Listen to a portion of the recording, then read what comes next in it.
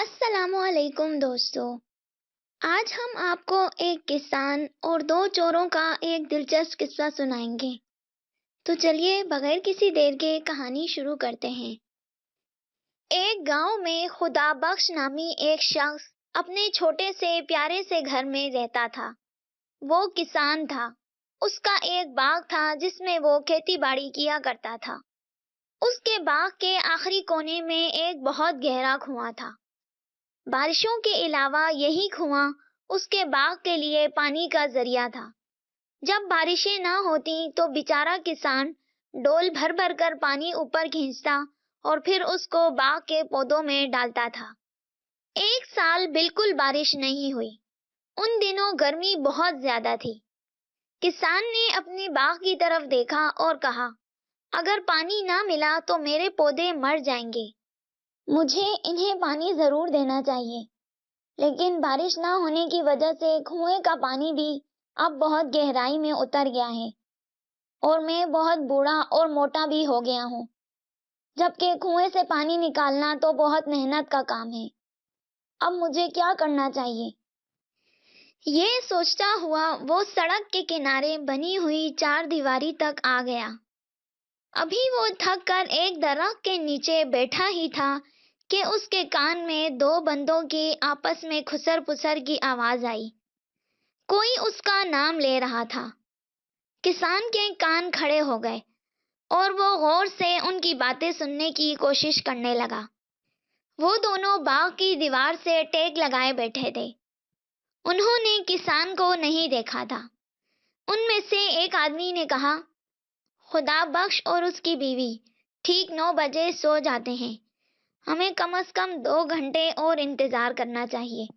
پھر 11 بجے ہم دیوار میں ایک بڑا سا سوراخ بنا لیں گے اور اس سوراخ سے گزر کر میرا چھوٹا بیٹا اندر جائے گا اور وہ اس کے گھر کا دروازہ کھول دے گا۔ اس آدمی کی بات سن کر اس کے ساتھی نے اس سے پوچھا، کیا خدا بخش کے پاس بہت ساری دولت ہے؟ تو اس نے کہا، ہاں، کیوں نہیں، اس کے پاس بہت سارا سونا اور ہیرے جواہرات ہیں جو اس نے اپنے گھر میں ایک بڑے صندوق میں رکھے ہوئے ہیں۔ وہ بہت امیر آدمی ہے۔ اوہ، یہ تو بہت اچھی بات بتائی تم نے، اس کے ساتھی نے خوش ہو کر کہا۔ ان کی باتیں سن کر خدا بخش کو غصہ بھی آیا اور ہنسی بھی۔ غصہ اس بات پر کہ وہ اسے لوٹنے کا منصوبہ بنا رہے تھے، اور ہنسی اس بات پر کہ جتنا وہ اسے امیر سمجھ رہے تھے اتنا امیر وہ نہ تھا۔ خیر، وہ وہاں سے اٹھ کر گھر چلا آیا۔ گھر آ کر اس نے اپنی بیوی سے کہا، آج رات ہم ٹھیک 9 بجے کھانا کھائیں گے۔ پھر اس نے اپنے پاس موجود رقم اور اپنی بیوی کے سونے کے زیورات وغیرہ اکٹھے کیے اور انہیں اپنے پلنگ کے نیچے چھپا دیا۔ پھر وہ چھوٹے بڑے کچھ پتھر گھر میں لایا اور بیٹھ کر انتظار کرنے لگا۔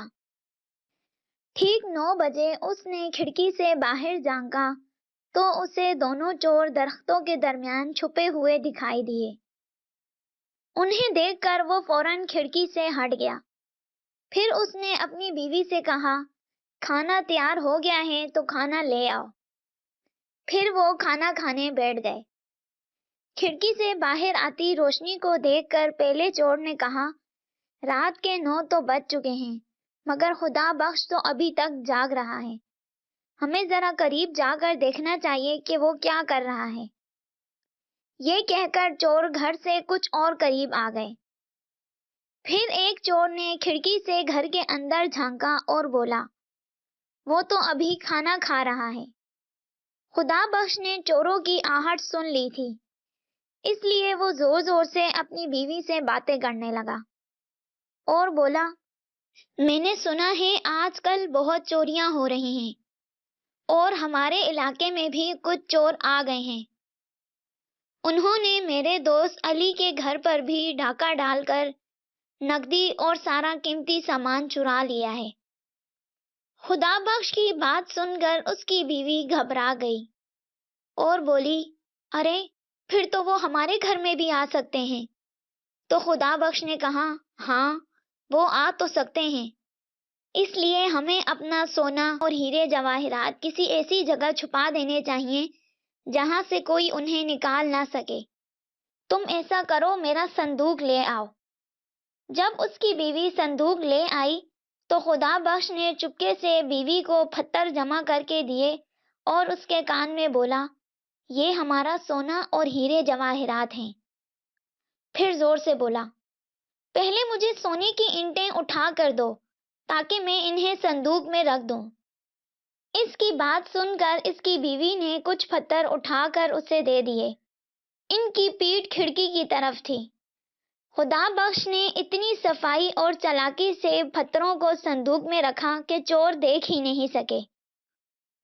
پھر خدا بخش نے کہکہا لگایا اور بولا، میں ان کو ایسی جگہ چھپاؤں گا جہاں سے کوئی انہیں نہیں نکال سکے گا۔ پھر بولا، اب میرے ہیرے جواہرات کی تھیلی بھی لے آؤ۔ تو اس کی بیوی اور پتھر لے آئی۔ انہیں بھی صندوق میں ڈال کر خدا بخش نے کہا، اب میں یہ صندوق بند کر رہا ہوں۔ صندوق بند کر کے اس نے اپنی بیوی سے کہا، اب ذرا اسے اٹھانے میں میری مدد کرو۔